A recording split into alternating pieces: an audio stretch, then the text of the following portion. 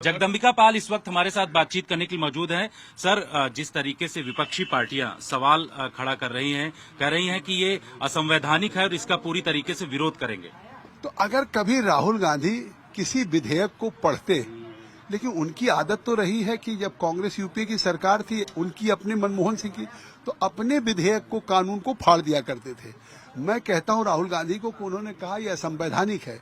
असंवैधानिक कैसे है?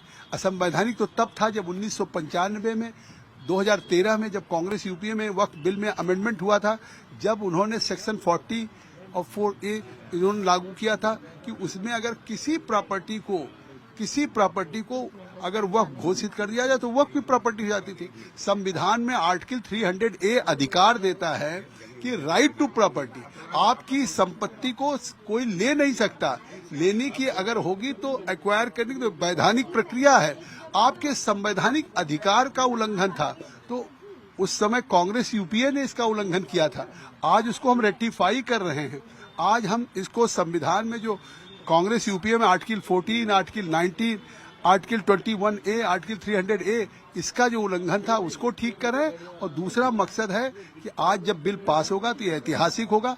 अभी तक वक्फ की प्रॉपर्टी का फायदा किसको मिलता था? मुतवल्ली को, केयरटेकर्स को। लेकिन अब गरीब को, पसमानदा को, महिलाओं को, खवातीन को, अनाथ बच्चों को मिलेगा। आप सबसे बड़ी प्रॉपर्टी वक्फ की देश में है, रेलवे और सेना के बाद। आप देख रहे हैं लगातार इनकम घट रही, वक्फ बोर्ड के लोगों को तनख्वाह नहीं मिल पा रही है। और कहीं कोई एक स्कूल, कहीं college, engineering college, medical college बना, कहीं एजुकेशन हेल्थ में किया। तो आज ये जो चिल्ला रहे हैं, ये केवल तुष्टीकरण की बात कर रहे हैं।